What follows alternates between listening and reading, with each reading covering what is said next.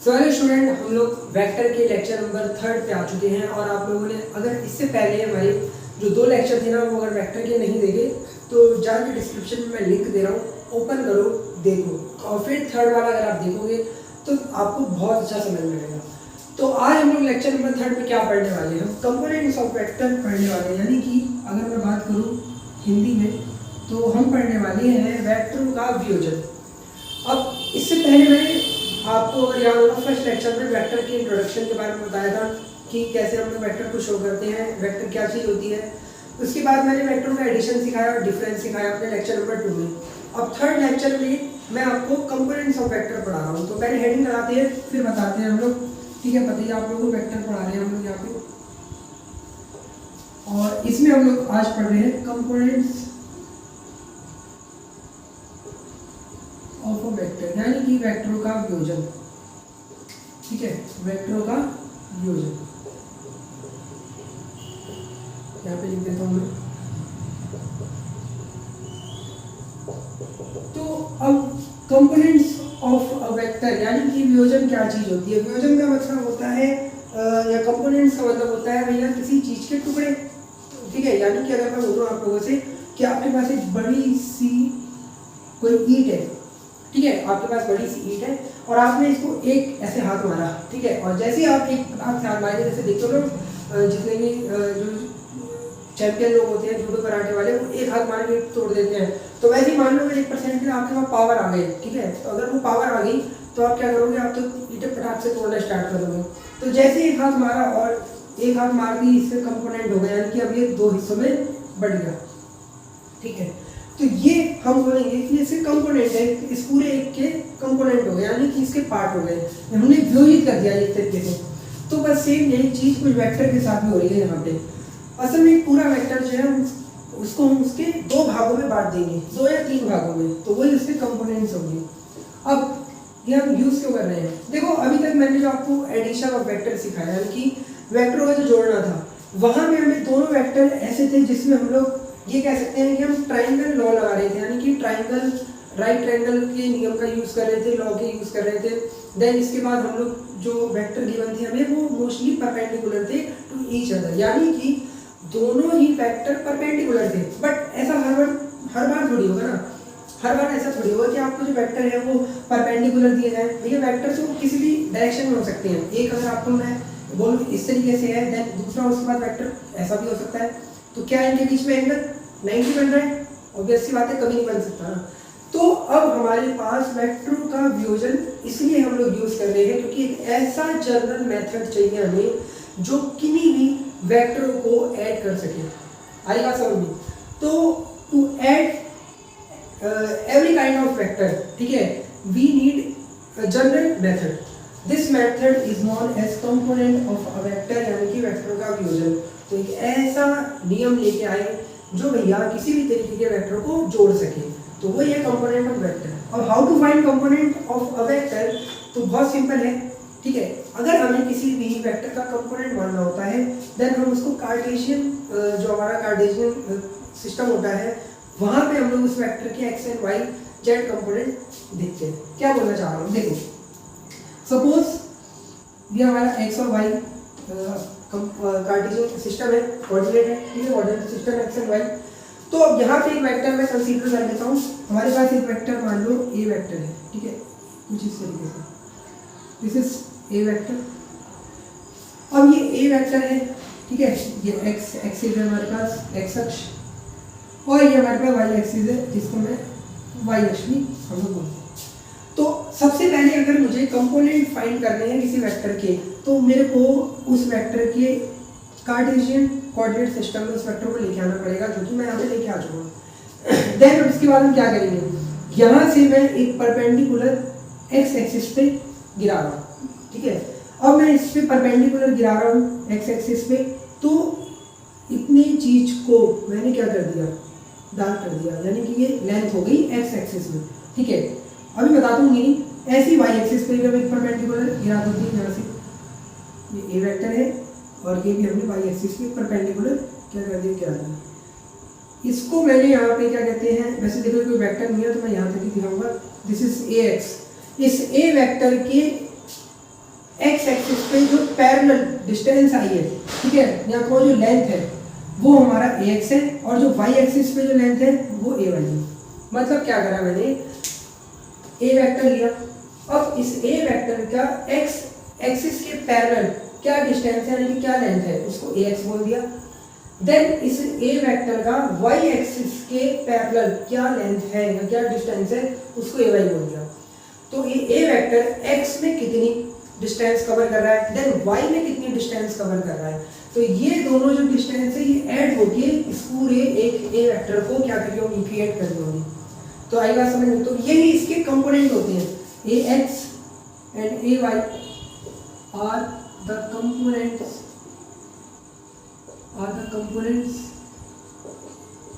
Of vector a, components of vector a, ठीक है।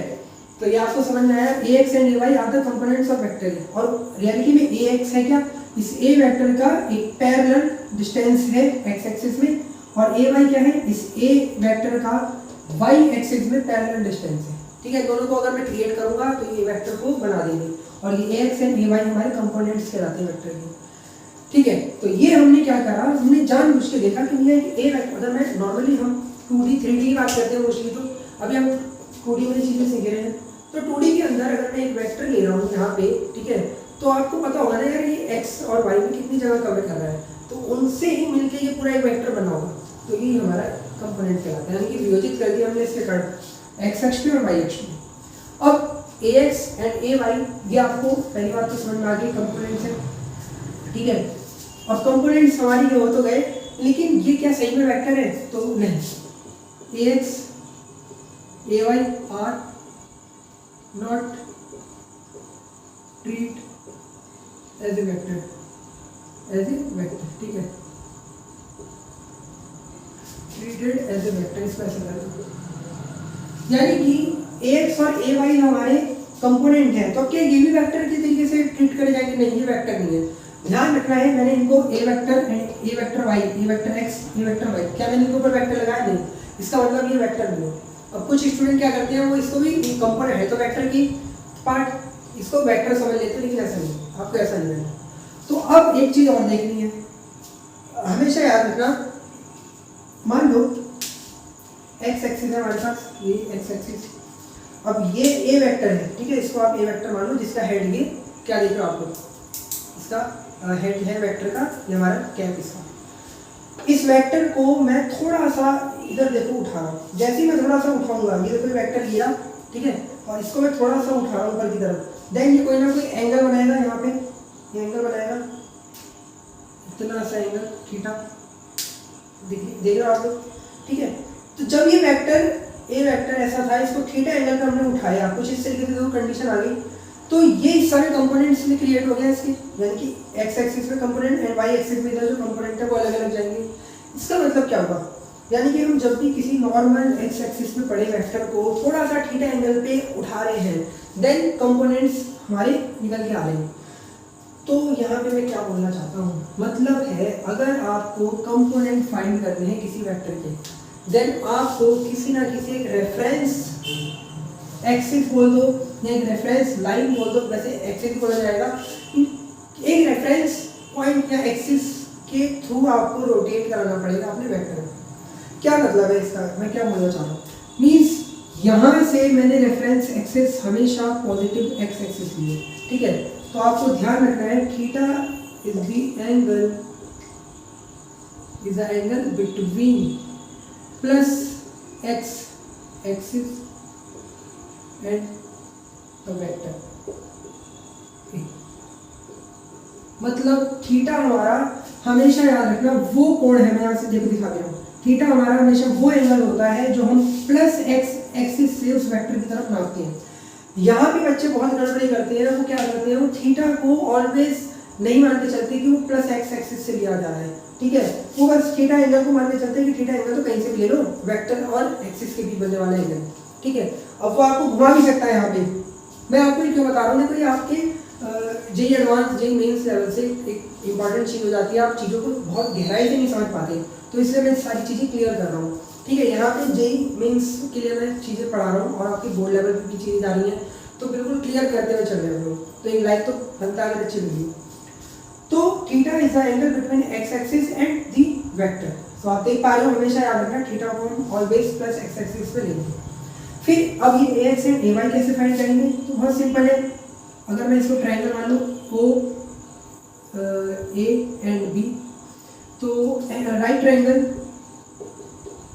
ओ A B में, यानी कि by the right triangle O A B, इसमें अगर मैं साइन थीटा का यूज करूँ तो sine theta is equal to क्या होगा, साइन थीटा। साइन थीटा होगा हमारा A B and O A, तो ए बी अपॉन ओ ए, ठीक है।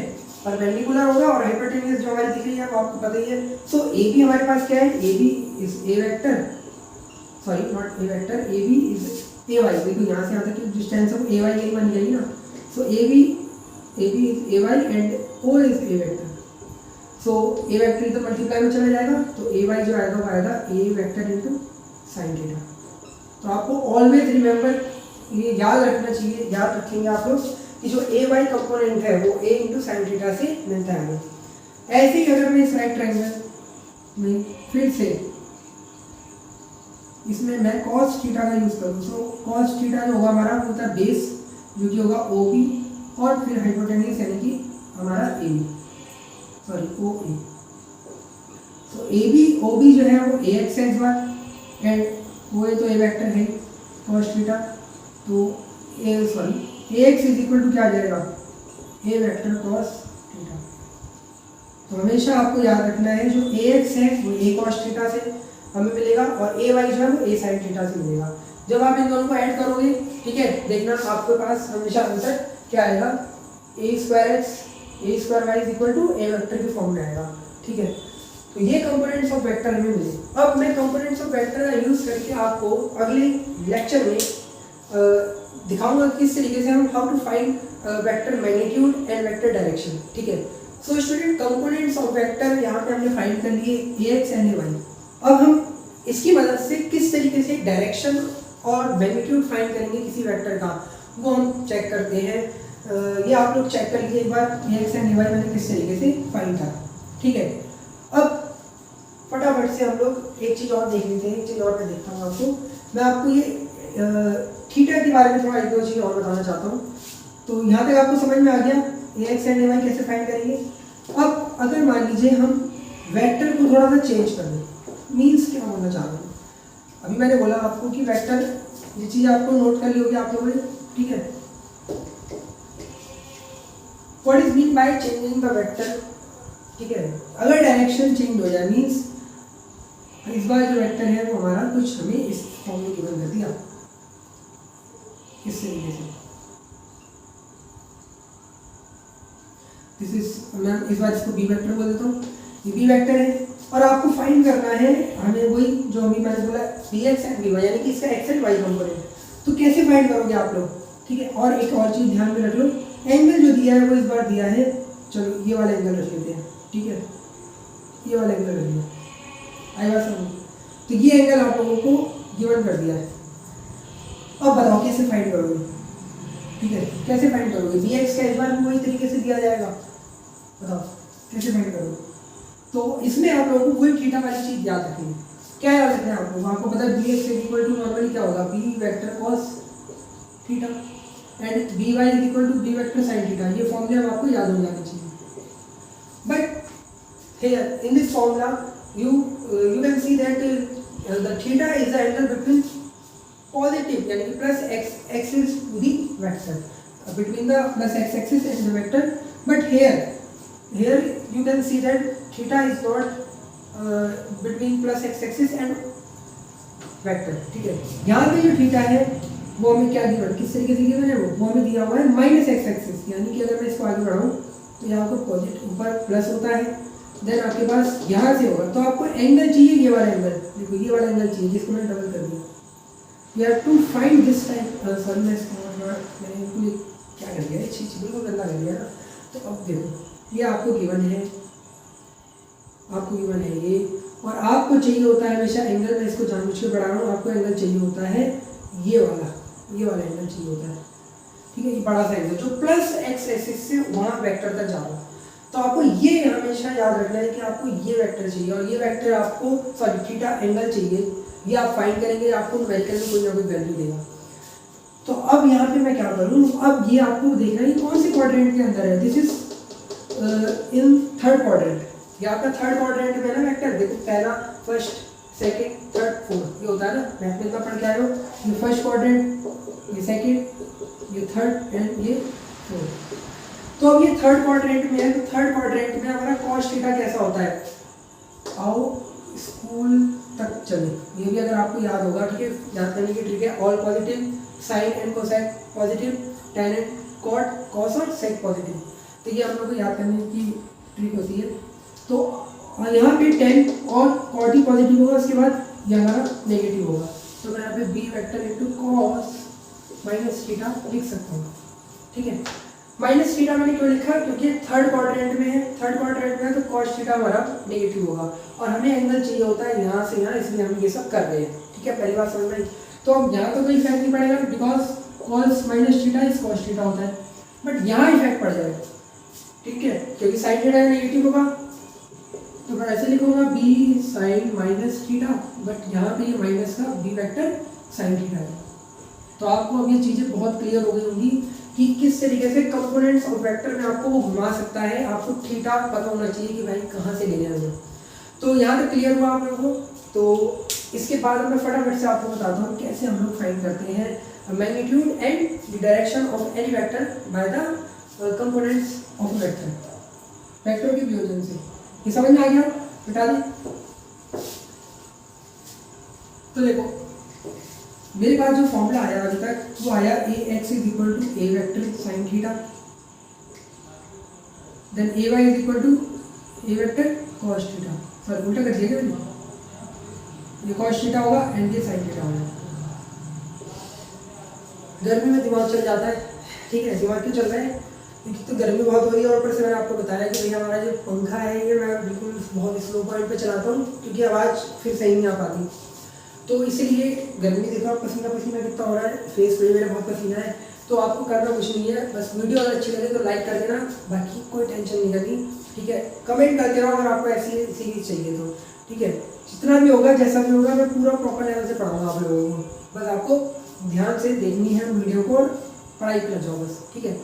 और यहाँ पे क्या कहते हैं, मैं ये दो चीज़ फाइंड कर चुका हूँ। अगर मैं इन दोनों का स्क्वायर कर दूँ, मान लो इक्वेशन 1 बना दूँ, इक्वेशन 2 बना दूँ, इनका स्क्वायर करके इनको ऐड कर दूँ तो मेरे पास A square X plus A square Y बचेगा। इधर A square cos square theta vector में है और यहाँ पे A square sine square theta, ठीक है।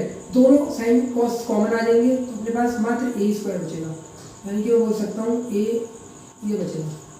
अभी मैंने यहाँ पे वेक्टर नहीं लगाया, क्यों नहीं लगाया मैं आपको बताऊंगा। तो ए इज इक्वल टू आएगा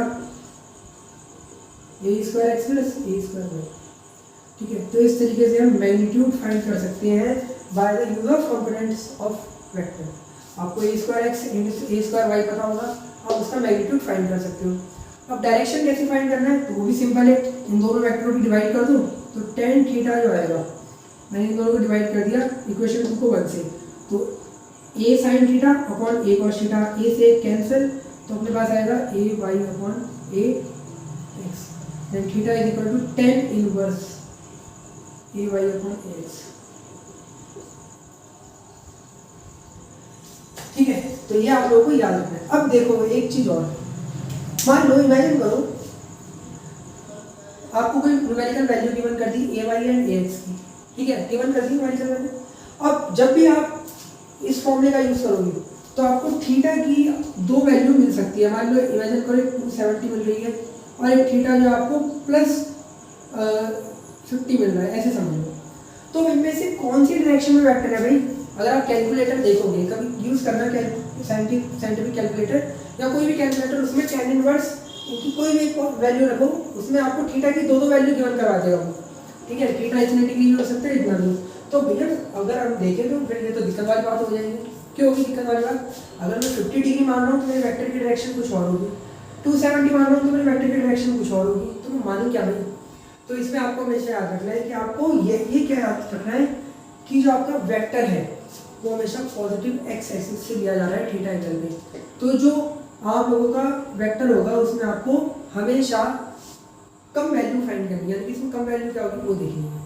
तो इसके ऊपर मैं आपको फिर एक बार बाद में बताऊंगा कि कैसे ये फाइंड करेंगे, बट आपको अभी ये दो फॉर्मूले याद रखने हैं कैसे फाइंड करते हैं हम लोग। ये डायरेक्शन और ये मैग्नीट्यूड बता रहे हैं कि नहीं वेक्टर की। इसके बाद हम लोग प्रोडक्ट देखेंगे, यानी कि यूनिट वेक्टर देखेंगे और प्रोडक्ट ऑफ वेक्टर देखेंगे, कैसे हम लोग क्या कहते हैं, सॉरी प्रोडक्ट नहीं बोल रहा।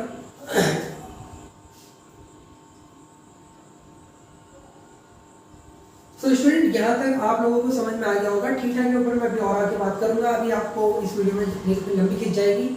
इसके बाद यूनिट वेक्टर के ऊपर बात करेंगे और फिर हम मल्टीप्लिकेशन ऑफ वेक्टर देखेंगे, कैसे मल्टीप्लाई करते हैं दो वेक्टरों की।